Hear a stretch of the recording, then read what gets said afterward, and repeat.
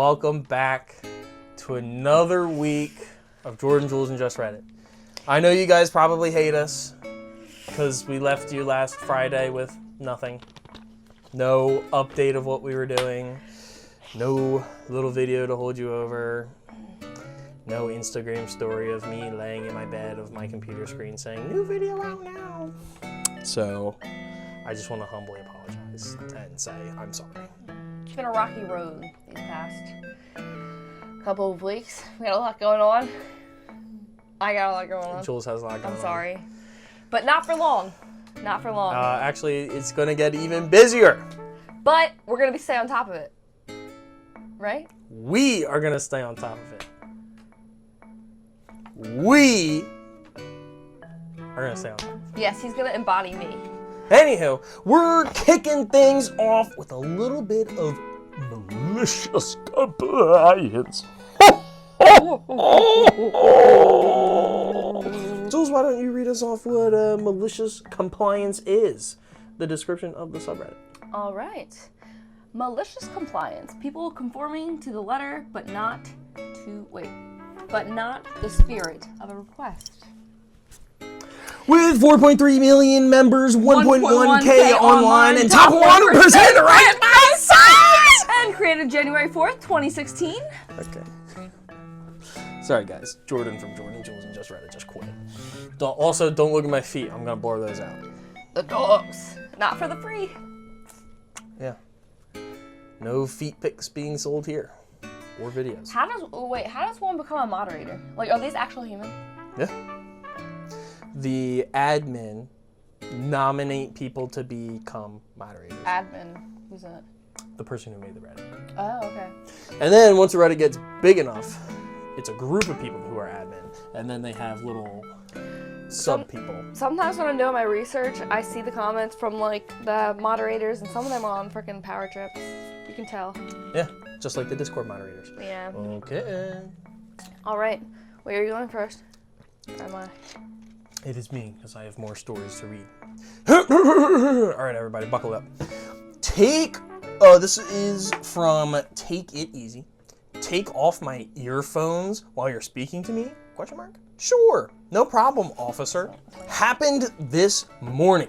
Even though I made a complete and full stop at a four-way stop, I get pulled over by an officer, police vehicle, lights flashing, the works.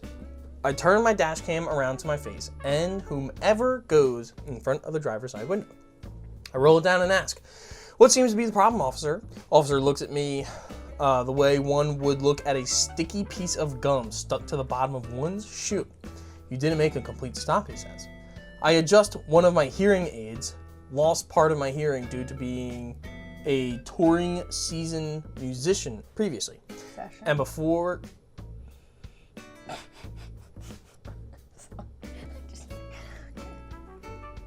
I mean, you correct me. Wow. I'm just didn't know we had a genius. Anyway, and before I could speak, he firmly orders, sir, take off your earphones when I'm talking to you. Because the officer's not British. I take both hearing aids off and look at him. I can read his lips a little, but we're both masked, so I can't understand. This came out near COVID. I can't understand what he's saying. I communicate in sign language simultaneously while speaking verbally. I'm deaf and didn't understand what you said. Can you communicate to me in ASL, American Sign Language, please? He points at my hearing aids that look like Apple AirPods, motioning me to put them on. I respond, yes, officer. Without those, I can only communicate in ASL. Please instruct me in ASL and I will be compliant in every possible way. He looks at the dash cam that neatly pointed squarely at us and mumbles, oh, for freak's sake! And then he motions for me to go, giving me 2 thumbs up. Needless to say, I rolled up the window and drove away as fast as legally allowed. Couldn't wipe the smile off my face all day. LOL. Whoa! 13K likes in a span of less than 2.5 hours? Thanks all! Don't worry, I'll update with a YouTube link as soon as I and more gadget-savvy nephew extract the footage. I will not be driving the car to preserve the video and to not risk getting it recorded over. Cheers! Speaking of people being on power trips, sounds like this cop was on one. Especially because when you look at the top, he said that he made a complete full stop. Yes. 4-way stop. So the guy was probably trying to just meet a quota or something. Must have been near the end of the month for that to happen, yes. Yes. All right. Top comment. Top comment. 40 years ago, this was by Cbelt3. 40 years ago, I had a friend who was a passenger in a car whose driver was deaf. They got pulled over, legit being teen jerks. The cop asked for the driver for license and registrations and got a flurry of ASL. The rest of the passengers also gave a flurry of ASL. Cop gave up, waved them on. So, deciding they were outlaws, decided to try it again. New cop pulled him over. Driver responded with ASL. Cop answered in ASL. Boom. Got a ticket and an object lesson. Damn. Wait, so was the driver deaf? Was the rest of the passengers not deaf? They pretended? I'm sure they probably pretended just to be all the funnier. Would you do that, Jules? Would you drive around like a maniac, get pulled over, and then pretend to be deaf? No comment. I would do it and pretend to be blind. Yo! Sir, step out of the vehicle. Yes, Psych. I can't do that. No. I don't think I would be that quick on my feet. I think if someone pulled me up, I'd be like, I'm sorry, and start crying. I think you would cry first, then start apologizing. Yeah. Cry as you. I don't know. Maybe it depends on the day. Maybe if I'm feeling spicy. Maybe Jules is feeling spices. Oh my God. Ma'am, do you know why I pulled you over? Sorry, officer. Yo, funny story. One time I got pulled over. One of the first times, and ever times I got pulled over. You've been pulled over? Oh yeah. The cop. It was actually on my way back from like my criminal. One of my friends a couple years ago, like his soccer game, and basically. He pulled me over, asked for my license and registration, and I was so nervous. I was like 17, 18, and I handed him my AAA card. And then, oh my God, I tried to like give him a handshake, and you could tell he did not want to shake my hand. So I was like, and he was like, and looked at me and then started to walk away, and nervously, I don't know why I did this, like he was walking away. I came out of the car, I literally was like, sir, would you like a piece of gum? Safe to say. I can't believe you've been pulled over. That explains a lot.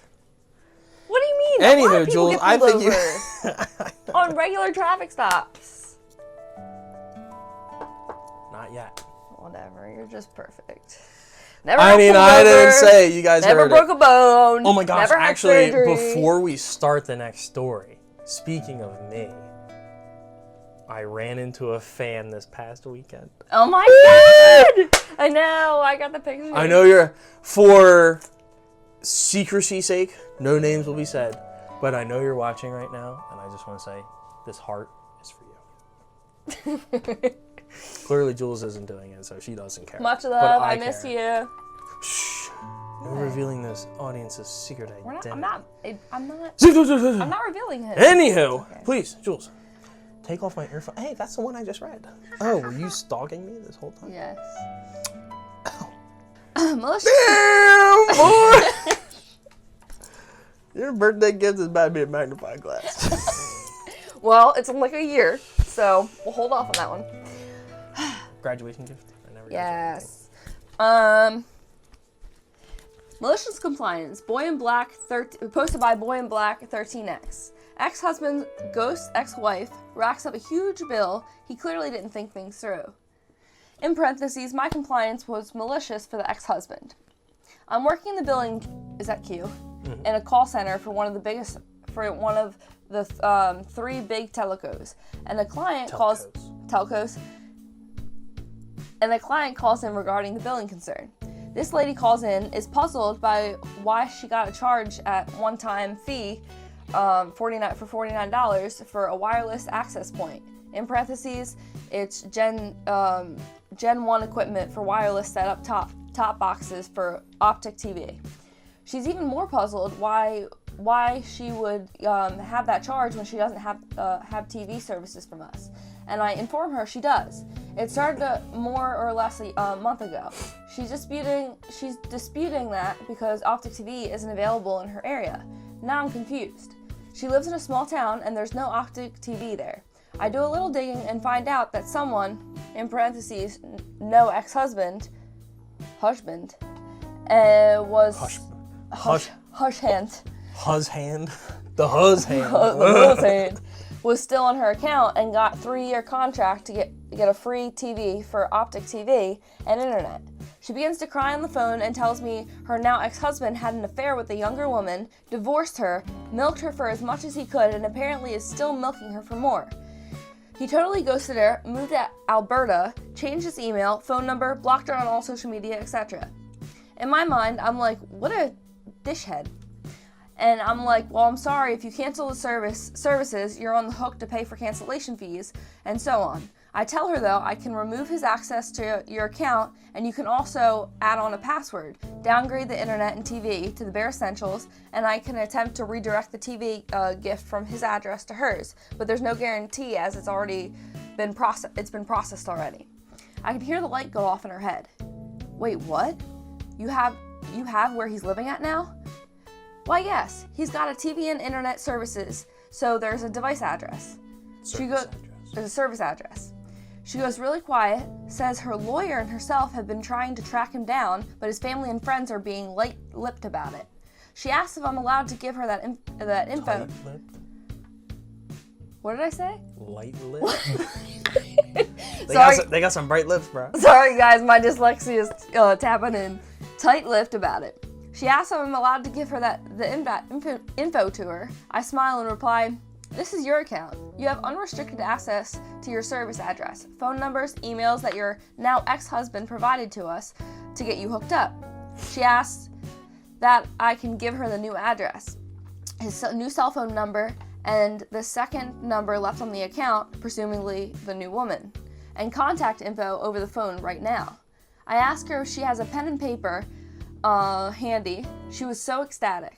And after giving her all the details from her account regarding the second service address, downgrade everything, and he was a hockey fan, and there was a game on playing right now with his team. So I wish I could have been a fly on the wall when the game cuts out, and he calls in to ask what the F and discovers he's been removed, and there's an account pin, and he's been discovered by his ex-wife and lawyer. Dang. That's crazy. I'd say... That's awesome. No, I was about to say, I'd say that's petty revenge, but that's good revenge. That is really that's good not revenge. petty at all. But I feel like that applies to both. Yeah. That's awesome. Would you do that? Like, on what end? Being the woman or being, like, the worker? Like, the wife, the ex-wife, or being the person who works, who gave her the info? The wife. The only woman in the story. We don't know OP's gender, and we're not going to assume, because we're a progressive podcast. Oh, yeah, you're right. I thought, yeah. Oh, yeah. Why wouldn't I do that? I personally, you know, like, the annoying mail letters that you can order, and it's like a glitter bomb and all this other stuff? Yes. I would have started sending those to the house. Oh, my God. I was watching those videos. They're so cool. That guy is so awesome. He worked for, like, NASA, right? He's a little bit controversial. Why? I'll tell you later. Okay. But no, like there's not like packages like that, but there's like letters that you can buy from like these companies, and they have like joke cards are in it, and like it's flat glitter bombs and all that other stuff. So it looks like an absolutely normal envelope and all that other stuff. So that's what I would do personally, but I still feel like that the road that this lady went down was still an excellent choice. And I mean, she did her job. yeah. She was on that account. And heck yeah, I would have her give me that info if I was the ex-wife. It just Have a sucks. husband. It just sucks that like the worker couldn't waive like the cancellation fee, because I feel like as good as it was for like everything to drop down to the bare minimum, I feel like it would have been even that much sweeter. I wonder how much the cancellation fee is. I can't imagine it being that high. Well, if it's a 3-year deal and she got charged $50 for 1 month, that's 12 months in a year for 3 years times $50. That's $1,800. So I'd assume that'd be like a quarter of the price or something to cancel. But anywho, Little bush boy though. Who does that? What a man. That's a boy. I need a man. Alright. This is by Deleted. I'm a paramedic. A few months ago, we're coming back from a routine patient transfer when at an intersection about 4 blocks from the base, I noticed a woman sitting on the side of the road with her arms wrapped around herself and her head down. I nudge my partner who's driving, and we flip on the lights, and I see her head come up real fast, and she looks terrified. I get out, she relaxes when she sees an ambulance. After I approach, I notice bruising on her wrist and other signs of domestic abuse. Oh my God, I didn't even read the title. Police officer attempts to intimidate my patient, loses fights to physics. Anyway, back to it. She seems hesitant to get up off the curb and into the ambulance, so I decide that I would at least pull the cot out of the back and give her something a little more comfortable than concrete to sit on. Now, a few important details. All the cots in my service are striker-powered cots. You've almost certainly seen these before. They're bright yellow with black handles and side panels. These cots have a motor and battery built in that allows us to raise and lower the cot at the touch of a button instead of throwing out our backs and having to physically lift the cot up after loading someone. They're usually paired with an automatic loading system built into the ambulance that lifts the cot up to the right height to be pushed inside and also secures the cot when loaded. There's a little red tab at the end of the track, just inside the doors, that you press down to free the cot and allow it to slide out. When you press this tab, it simply releases the cot and the loading carriage it's connected to, and it's up to you to keep it under control until it reaches the unload position and locks into place again. This can be problematic because these cots weigh about 125 pounds, about 55 kgs for anybody not in the US. As soon as I hit the release tab for the cot, I hear lights and sirens behind me. It's a city police car, which is weird because we had not yet requested police and we were outside the city in the sheriff's department's jurisdiction. We merely informed dispatch that we were stopping to check on a woman at such and such intersection. The woman says something along the lines of, "Oh God, he's here," and moves faster than me, seeing free food being distributed.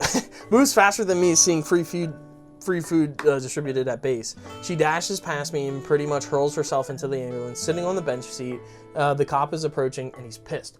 I put 2 and 2 together and slam the ambulance doors shut. Let's call this officer Police Officer Steve, or POS for short.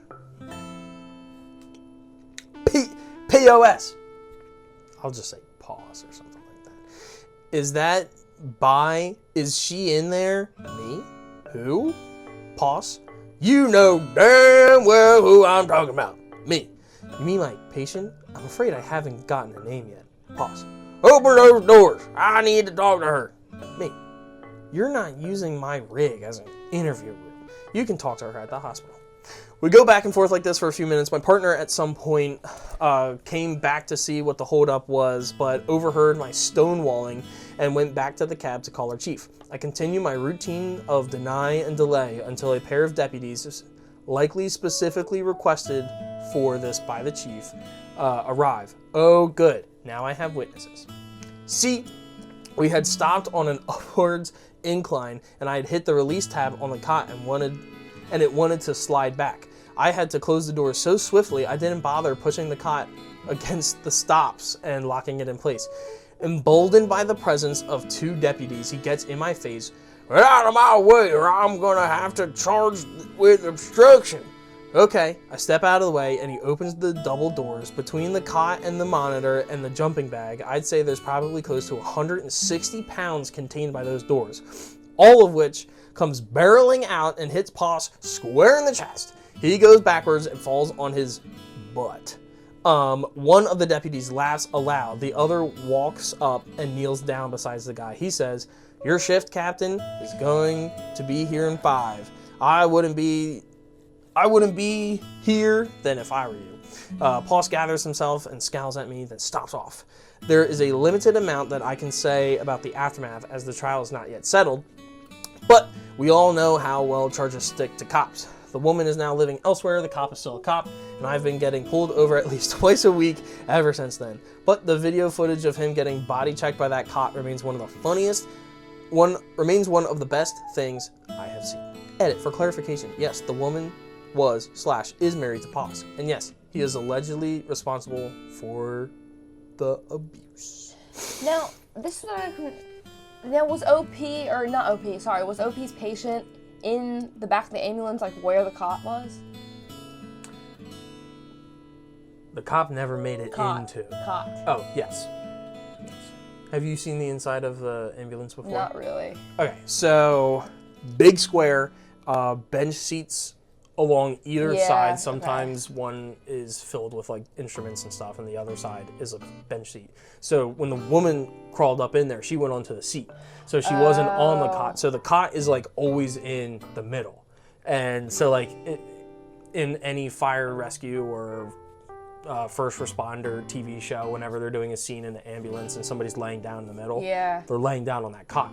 And so basically they're on a hill, so the cot is like this. But I'm surprised that, I mean, it's kind of hard to believe that the ambulance or the paramedic didn't like lock it in. I feel like that's some kind of like safety procedure instead of like closing the doors while it's ready to come out.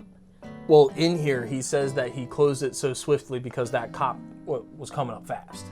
So in the moment he sees the cop like charging forward, so he just shuts the doors, not realizing he had it locked in. I'm sure in any other circumstance, like he would have, casually just pushed it back a little bit further just to get it. Okay.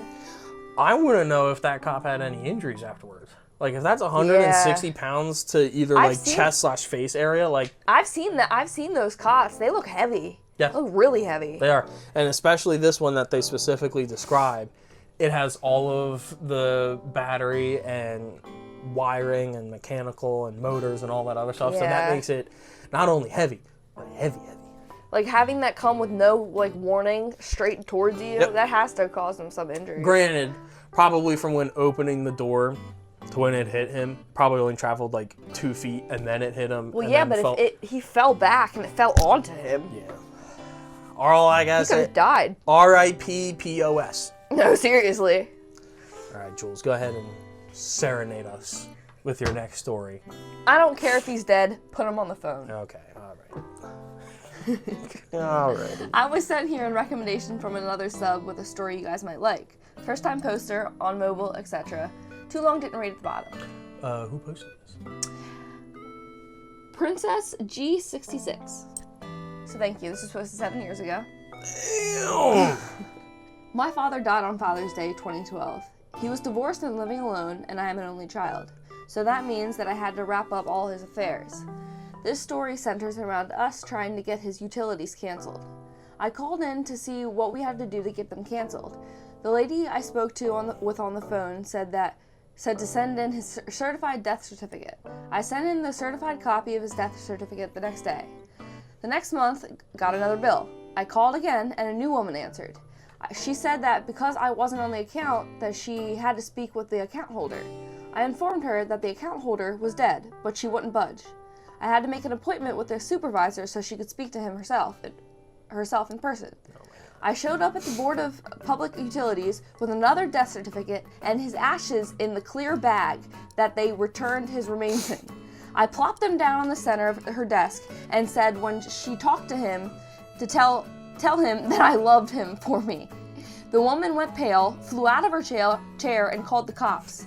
No. When they showed up, she claimed that I had assaulted her, and yes, my dad's remains were still sitting in the middle of the desk with the death certificate. In the middle of her desk with it? Oh my God. The cops questioned me as to why I would do that. I told them the story. The supervisor's boss was called in, and they all stepped away from the desk for a private talk. While they were talking, the cops came over to me. They said I shouldn't take human remains out into public, but there was no laws that were broken. I said that I agree with them that it was extreme, but she insisted to speak with him in person. By then, they were done talking between themselves. The supervisor's boss kissed up to me and got it taken care of. But the story isn't over yet. I had to call back a few days later to get utilities back to the house in my name. When the person on the phone saw the address and my name, I was immediately put on hold. The supervisor's boss that finally helped me got on the phone. She sucked up to me and waived all the fees that come with setting up utilities. Just as the call was ending, she informed me that she was again sorry for the employee's lack of compassion. She said the employee was terminated, and again, she is so very sorry. Too long didn't read. Ignorant employee asked to speak to dead dad, had a meeting in person, brought his ashes, got her fired.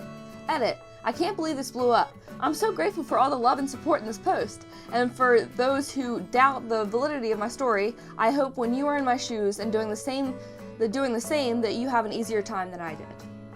I like whenever people make the little edit down at the bottom. It's always like, wow, guys, thanks for all the attention. Oh my God. Oh, man, 10,000 likes in 4 hours. Oh, wow.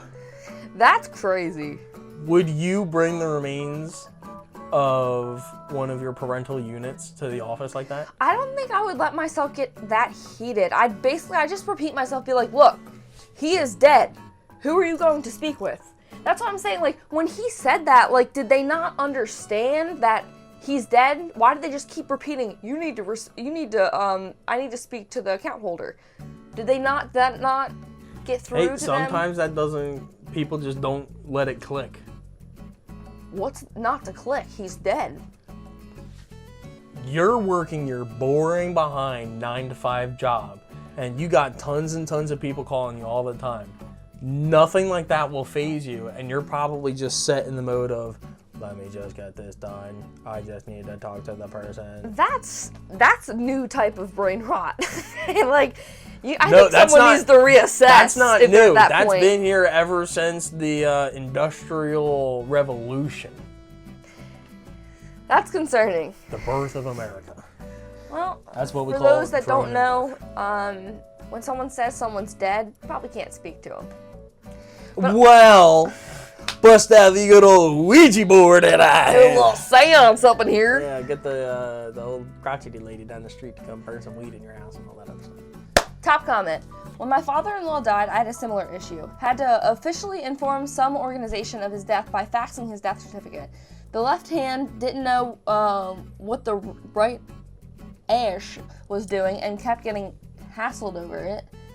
Well, where I work, we use e-faxing, so I set up a little script. I faxed them his death certificate every hour for 3 days over the weekend. Oddly enough, they got the memo. That's funny.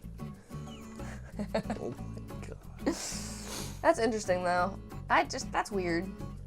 But yeah, going to the establishment and plopping down the ashes in the middle of the day. Can you imagine that lady? I do that. Oh my god, I know you would. Anyway, finish this off. All right, this is the last story for the night, so make sure you grab your popcorn, finish your waters, say goodbye to your loved ones. What? Anywho, this is by Arayvenn, Arayvenn. Sorry, ma'am. Of course your son can try some 7M shoe hot sauce. 7M shoe hot sauce. I work in a hot sauce store in a busy outlet mall. We're a well-liked local-owned business and have many loyal return customers. But at this particular location, we also get a lot of tourists who are curious about our challenge items or our Hot Ones products. We have a large variety of samples available every day, literally like 100 hot sauces, 50 plus BBQ wing sauces just out on the table, and we can pull another 50 plus bottles or so from the fridge if one's open. Every so often we get people who come into the store and ask to try the hottest sauce. They love jalapenos in their burritos and have eaten habaneros straight, and they're ready to enter the ring, swallow some sauce, and gain the admiration of a couple friends and bystanders at the cost of a stomachache. We usually try to guide them to our 10th hottest sauce in the store, burn them with it, and move on to something mild or medium suited to their taste. Today, while I was selling items to people who are actually paying for things, a 10 or so year old boy enters the store. I will always get wary when children enter the store alone because it's full of glass bottles. They usually dart straight for the shelves and pick something up. But this child came barreling towards me like a bullet. Are you following along? Yeah. I saw you zoom in, and every time I'm done a paragraph, I see you scroll up. Story time. While I make change for a couple buying some sauces, he calls out to me, "Excuse me, in a horrendous, whiny pitch. I ignore the rude interruption and continue my conversation with my customers. He parrots it again 12 times or so, back to back, as I thank these people and get them out of the store. Finally, I turn to him. How can I help you? Where the freak are these kids' parents? Hi, can I try the hottest sauce in the store? Not this crap again. I'm not dealing with this. Not with a 10-year-old kid. I explained to him that the hottest sauce on the table is Hellboy, right hand of doom. It's spiked with a 6.66 million Scoville extract. 6.66. Yeah, it's Hellboy. And honestly, if you're not experienced with this kind of stuff, more than just a tiny bit can really mess up a good part of your day. Take my word for it. I explained to him he has to be 19 years old to try it and sign a waiver, which is BS, but I'm off in 30 minutes or so. Freak this kid. And instead guide him to a tasty fermented habanero that he called his eyes out before explaining to me that he can handle the right hand of doom because his dad eats spicy peppers with him all the time. I say, okay. I say, he leaves. Thank God. 15 minutes later, I'm interrupted by another customer. This time, a gigantic woman in a blue blouse. She's set next to my sample table like a giant blueberry blocking up 20% of my floor space. Excuse me. Apple doesn't fall far. The customers I'm with are polite and excuse me to speak to her. You did not try the hot sauce. I explained to her that it has extract in it several hundred times hotter than anything he has ever eaten, and that it can cause him severe discomfort, and that I will not let him try it at my store. I explained that she is free to purchase the sauce and have him try it at home if she so wishes. She explains to me that she's married a Mexican man and that I wouldn't believe the things we ate in New Mexico City, where he grew up. When I asked what they had eaten, she told me, things hotter than anything we have in the store. At this point, her daughter interrupts our conversations. I kid you not. Excuse me! It's gonna be PTSD. What? I'm getting annoyed. I was annoyed from the second I saw the kid, and now he's back 20 minutes later with 3 of him. Why do you sell Valentina? It's not even hot sauce. Jesus Christ! Aren't you from Mexico? It says freaking salsa. What is that? Pinquante on the goddamn bottle. It's $5.50. I'm off at 6. I've had enough. How about this? Oh, sorry, this is the dude. How about this? You can try the sauce, and if it's mild as you think, I'll let him try it. She agreed and grabbed her sample stick. I reached for the right hand of doom and unscrewed the cap. Its nuclear aroma sending memories of aches to my stomach. As she goes to dip the stick in the sauce, I warned her to only take a small amount. She grins at me, dips the stick all the way into the sauce. Trap card. Female dog. She slaps it into her mouth. Immediately, she looks uneasy before she throws herself into pure agony. She is coughing, swinging her head back and forth, trying desperately to speak. But she cannot muster any words. She dropped her sample stick in all the chaos. After a solid few minutes of coughing and dry heaving, she manages a single word. Water! I explained to her that water won't help her now. My relief walks through the door just in time to witness the finish. She tells me that the only reason she is coughing is because it went down the wrong pipe. She then immediately vomits into our garbage can. She apologizes for spitting up. Like she didn't just rocket launch half of a liter of chum into my trash can and then leaves without saying anything. I tossed out the trash with a smile on my face and clocked out. These types of parents make me so angry. It's the responsible decision for your child. Like, I'm literally telling you this as to not harm your child. Like, what is wrong with you? The entire time, all I can picture is the kid from Shrek. You're the rock. Yes, yes. Give me the hot sauce. And for some reason, I can, like, perfectly imagine the woman, too. Yeah. Big old blueberry taking up 20% of the floor. You didn't let my son try the hot sauce! Jesus Christ. Well, anywho, that's all we got for you guys. I hope you enjoyed. I hope you enjoyed. I hope you enjoyed. Hey guys, bring it in. I hope you enjoyed. But anywho, that's been all from me and Jules this week. We hope that you come again and join us again next week. Come again. Jules, why did you say it like that? Why'd you say it like that? Any final words for the people? Thank you so much, and we're so sorry about last week. But yeah. Yeah, sure. It was my fault. We hope you have a fantastic week, and we will see you next time. Yes. Like, comment, subscribe. Send it to your friends, family, grandmother, cat. Send it specifically to your second cousin. And tell them Jordan, Jules, and Just Reddit wants you. We want you. Hey ho, I've been Jordan. I've been Jules. And this has been Just Reddit.